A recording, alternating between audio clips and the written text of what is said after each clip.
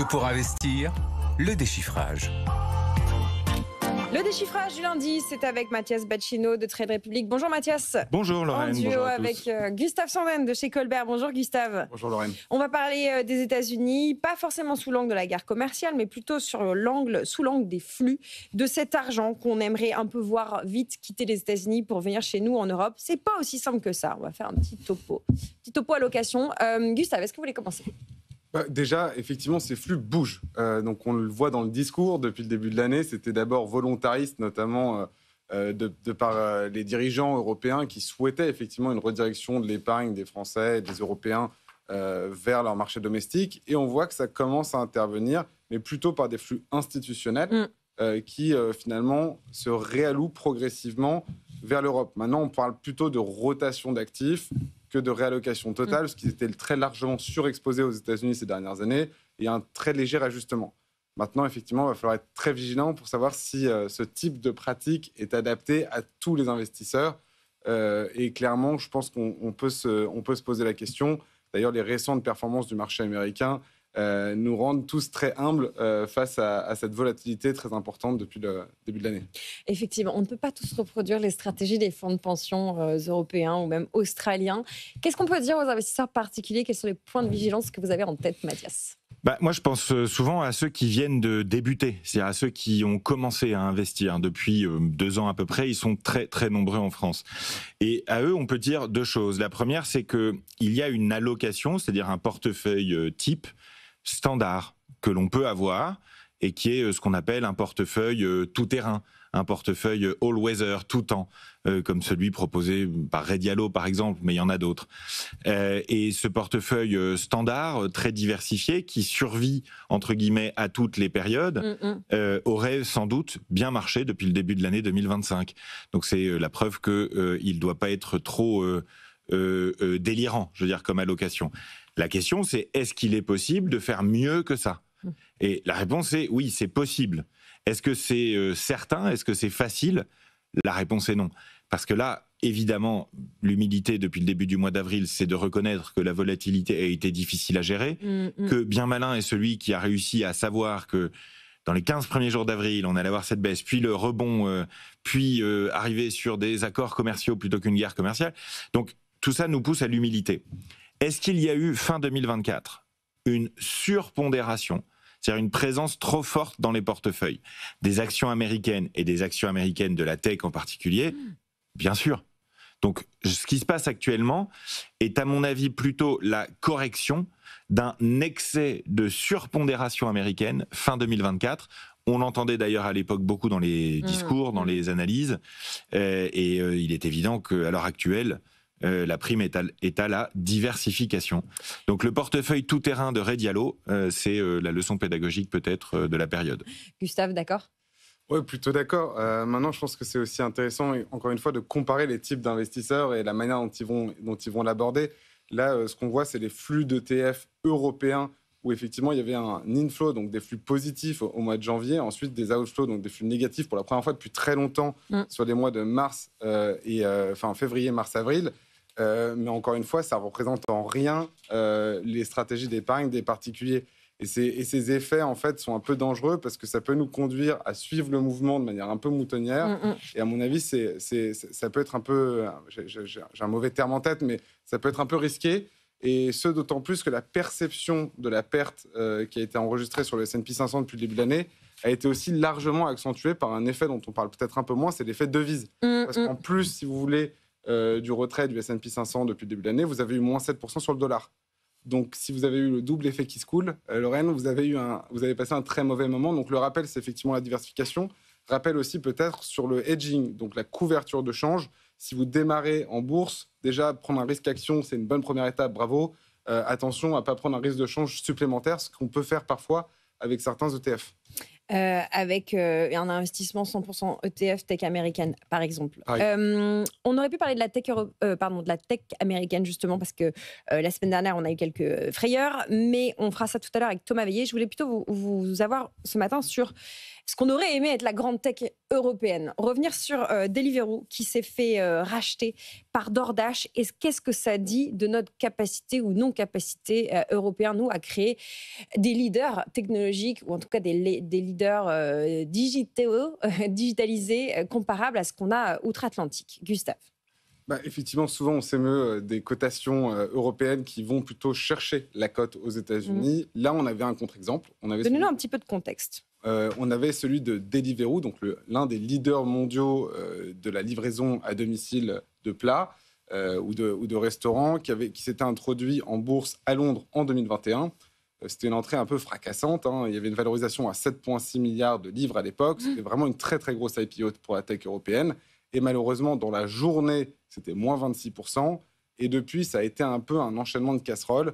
D'ailleurs, la presse anglaise l'appelle souvent la pire IPO de l'histoire, tout simplement. D'histoire de la City. D'histoire de la City. Mais donc, pour eux, si vous voulez, je pense que la pire, c'est dans le sens où l'attente était tellement importante par rapport aux résultats que c'est ça qui crée cette perception. Et donc, aujourd'hui, ils sortent finalement du giron européen d'une certaine façon, puisqu'ils sont rachetés par le leader mondial américain DoorDash pour 2,9 milliards, donc presque 5 ans plus tard. Ce qui est quand même très très loin des 7,6 de l'introduction. Et c'est clair que ça va probablement pas donner envie à ceux qui hésitaient de prioriser Londres. Il y a un podcasteur très connu et venture capitaliste qui s'appelle Harry Stablings, qui a un podcast qui s'appelle 20VC, très très régulièrement. Il demande, est-ce que si Deliveroo avait été coté au Nasdaq, ça aurait la même valorisation? Il pose souvent cette question à plein de gens différents. Moi qui l'écoute souvent, je suis toujours curieux de la réponse. Il y a des réponses diverses, mais c'est vrai que c'est la grande question qu'on se pose. Et il faut absolument, si on veut retrouver de l'attractivité dans les marchés de capitaux européens, que toute la chaîne de valeur du marché de capitaux fonctionne, y compris du coup l'introduction aux bourses. Et c'est ça qui va créer du coup des flux à toutes les étapes du seed à l'exit. Est-ce qu'on continue à se flageller avec vous, Mathias? Alors, 2 remarques de mon côté. La première, c'est que pour les investisseurs particuliers, investir dans une introduction en bourse, c'est pas toujours simple. C'est pas facile d'investir dans une introduction en bourse. On en a eu des exemples très nombreux. Il y en a qui se passent très bien, évidemment, pour les particuliers qui s'y sont allés. Je pense par exemple à la FDJ, si je dis pas de bêtises. Il y en a d'autres comme celle-là qui se passent beaucoup moins bien. Donc la première remarque, c'est quand on est un investisseur particulier, commencer par investir via des IPO, des introductions en bourse, c'est peut-être pas la première chose à faire. La deuxième remarque, c'est que quand il s'agit de construire des champions européens de la tech, je peux un petit peu en parler, puisque c'est un peu ce que nous faisons avec Trade Republic. Et nous avons une difficulté qui est considérable en Europe et qu'il va falloir un jour adresser une bonne fois pour toutes. C'est évidemment la fragmentation du marché européen. Ça a été un frein important pour Deliveroo pour se développer partout en Europe, parce que les règles ne sont pas les mêmes, les possibilités de se développer ne sont pas les mêmes. Déjà qu'on fait face à une fragmentation culturelle qui, elle, est là et sera là. Si en plus on a la fragmentation juridique, réglementaire, fiscale, etc., ça rend les choses très difficiles. Donc, bien sûr, il y a un problème de liquidité sur les places de marché européennes pour avoir suffisamment de liquidité pour être très attractif et avoir la meilleure introduction en bourse possible, évidemment. Et ça, on espère que la Savings and Investment Union, qui est discutée actuellement avec la nouvelle Commission européenne et entre autres la commissaire portugaise aux finances qui est ambitieuse sur le sujet, on espère que ça va changer. Mais pour l'instant, force est de constater qu'on a des marchés relativement fragmentés, on a une fragmentation juridique et fiscale qui est évidente, un besoin de réduire les charges réglementaires qui pèsent sur les entreprises si on veut qu'elles puissent se développer à l'échelle européenne. C'est très difficile de se développer à l'échelle européenne. Deliveroo y est parvenu malgré tout. On a eu des flops bien pires dans la livraison ces derniers temps en Europe. Oui. Y a-t-il eu d'ailleurs des succès?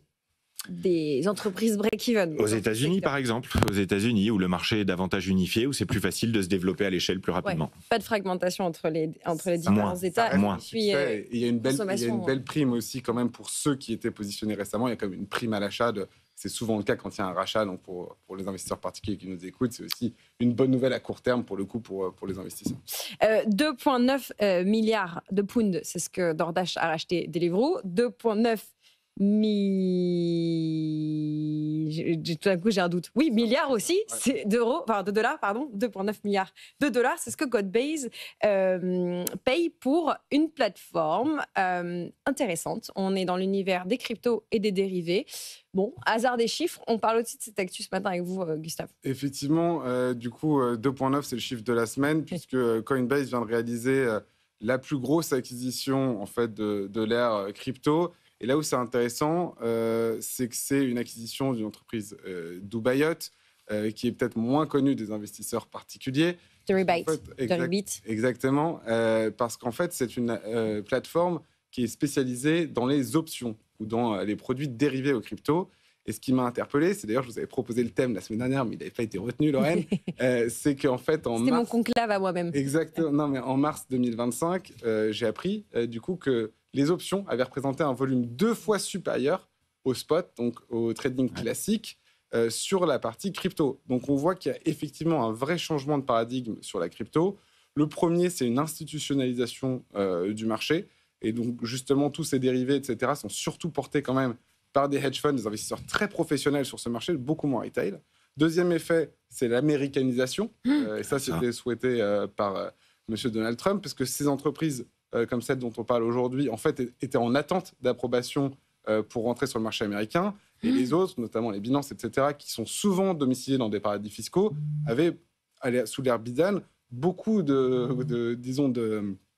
scrutage de la part de l'administration. C'était compliqué d'opérer. Là, on voit au contraire que c'est une accélération du coup de l'intégration de ces plateformes au marché américain. Et le troisième effet, c'est le petit comeback du Bitcoin qui vole au-dessus de la mêlée. Et ça, c'est peut-être un point important, c'est qu'on a aussi un Bitcoin qui cette fois-ci, se démarque quand même de ses pairs. Donc, on a un triple effet qui porte ce marché et qui est assez intéressant à suivre. Justement, retour, ou en tout cas solidification, pour ne pas dire consolidation du Bitcoin, qui joue à part des autres cryptos et des autres altcoins. D'abord, votre réaction, Mathias, et puis après, on va quand même commenter Bitcoin au-dessus de 105 000 $. Une première remarque pédagogique, c'est que les produits dérivés à effet de levier sur crypto pour les particuliers, c'est évidemment très risqué et difficile pour les particuliers. Donc, c'est réservé aux traders les plus avertis, à celles et ceux qui sont le plus formés. Ça, c'est la première chose qu'on peut dire. La deuxième qu'on peut rappeler, c'est que Trump, pour l'instant, déçoit la communauté crypto malgré tout. C'est-à-dire qu'il y a eu beaucoup de projets Trump. La famille Trump a bien bénéficié des cryptos ces derniers mois. Mais pour l'instant, force est de constater qu'au Parlement américain, la loi reste bloquée. Les démocrates utilisent le fait que Trump et sa famille aient bénéficié du phénomène crypto pour bloquer de manière très ferme au Parlement américain les futures lois qui sont censées favoriser, accueillir, etc. encore davantage. Donc pour l'instant, l'écosystème crypto est effectivement plutôt déçu de Trump. On va voir ce qui va se passer dans quelques temps, mais pour l'instant, c'est ça. Et enfin, effectivement, Bitcoin qui se différencie, qui a vu sa corrélation au marché traditionnel sans doute un peu augmenter ces derniers temps, qui se différencie très fortement, entre autres, de l'Ether, dont on parlait beaucoup quand même. Moi, ça fait des années que j'entends. Ouais, c'est ça. Moi, ça fait des années que j'entends. Il y a Bitcoin, Ether et le reste. Bon, il semblerait qu'en 2025, ce soit plutôt Bitcoin, Solana et le reste, avec deux visions complètement différentes de ce que peuvent devenir les cryptos. Avec Solana d'un côté, qui est très utilisé, si je dis pas de bêtises, pour entre autres les meme coins, et Bitcoin, qui lui est de plus en plus un outil institutionnel, qui rentre dans les allocations d'actifs, sur lesquels il y a des ETF, et qui se comporte effectivement plutôt comme une valeur, soit tech, soit refuge en fonction des périodes, je dirais. Donc oui, il y a beaucoup de Bitcoin maximalistes qui doivent se réjouir en ce moment, parce que peut-être qu'on est sur le début d'un nouveau narratif qui est la différenciation du Bitcoin du reste de toutes les cryptos, en fait, et laissant l'Ether derrière lui. Ça, c'est un vrai phénomène parce que le manque de force de l'Ether interroge beaucoup. Il y a quand même beaucoup d'argent investi par les particuliers dans l'Ether. Il y a beaucoup de projets qui dépendent de l'Ether aussi. Voilà, donc il y a une vraie question autour de l'Ether ces derniers temps. Ether qui évolue autour des $2500 et puis Bitcoin qui était au-dessus des 105, mais là qui est repassé en dessous des 104 000 $. Très intéressant en tout cas ce rachat de Deribit par Coinbase pour 2,9 milliards de dollars et qui dit quelque chose effectivement de la transformation du marché crypto. On va finir avec une toute petite note de football. Enfin, football, je ne sais pas. Il y a Mesque et un club quand on parle du Barça, mais il y a aussi Mesque et un deunte financier, plus qu'une dette financière. Pardon pour les Catalans qui nous écoutent. Je ne répondrai pas en catalan, Lorraine. J'ai un peu travaillé ce matin. Mais je vois ça. Non, effectivement, le Barça ça continue ses déboires après être sorti de la Ligue des Champions la semaine dernière. Ils sont confrontés à quelques sujets financiers puisqu'ils ont un gros projet de stade ou de refonte de leur stade historique qui est le Camp Nou. Et il se trouve qu'il est en retard. Et donc, qui dit stade en retard, dit grosse perte de recettes, parce qu'en fait, ils sont dans un stade de substitution. Surtout quand tu as 1,5 milliard de travaux, quoi. Oui, c'est un petit budget, effectivement. Mais surtout, c'est aussi, en fait, des gros appareils à revenus, ces stades. Et donc, l'idée, justement, c'est de l'agrandir, donc d'augmenter les revenus récurrents du stade. Et là, du coup, ils travaillent dans un stade qui est un stade de substitution, qui est le stade olympique, avec un capacitaire de 33% inférieur. Donc, les pertes de revenus, c'est 100 millions par an. Et par ailleurs, ils sont dans une incapacité potentielle à recruter l'été prochain, puisque du point de vue du fair play financier, ils ne seront pas en capacité de justifier les revenus en face des dépenses éventuelles qu'il y aurait sur le marché des transferts. Donc, fort heureusement pour eux, ils ont déjà Lamine Yamal. Mais sinon, et ce serait un petit peu compliqué, donc on suivra ça. Et ce qui est aussi intéressant, c'est tous les modes de financement qui sont mis en place par ces gros projets sportifs. Donc, typiquement, ils ont déjà vendu à l'avance des droits futurs sur leurs droits télé à un fonds de private equity, ce qui leur a permis de financer le stade pour 500 millions d'euros. Donc, ils ont vendu 20% des droits futurs. Et là, ils avaient tenté, justement, pour se dynamiser sur le marché des transferts cet été, de vendre les fruits de leur place en carré VIP à l'avance pour financer les joueurs. Vous voyez qu'on rentre dans des mécanismes de financement qui commencent à devenir très, très financiers. Bon, le fair play financier refusé. Bon, ça fait beaucoup de peau d'ours avant d'avoir tué les ours, non, Mathias? Oui, je trouvais ça, oui, il y a sans doute un petit peu de prise de risque là. On aime bien la créativité footballistique, mais la créativité financière, pour une structure pareille, je ne suis pas certain que ce soit la bonne idée. D'ailleurs, ça a été refusé. Et c'est sans doute tant mieux pour eux. Une petite lecture, d'ailleurs, que je vous recommande sur la maturité financière et sur la capacité à manager le cash, en plus de manager les gens. C'est la newsletter de Jean de la Roche-Beauchard, un de nos gros VC, on va dire, ou en tout cas porte-parole de la tech française, qui a publié ce matin sa newsletter et qui déroule toute une réflexion sur la maturité financière, cette capacité à gérer du cash quand on a beaucoup d'argent et ne pas ignorer les warnings, ne pas tout déléguer à son ou à sa DAF. Très intéressant, ça pourrait servir au Barça. On leur transmettra. Football, tech et puis bien sûr finance perso, c'est le programme de ce lundi matin. Merci beaucoup Gustave Sonden, cofondateur de Colbert, et puis Mathias Bacchino, directeur Europe de Trade République, d'avoir été avec nous.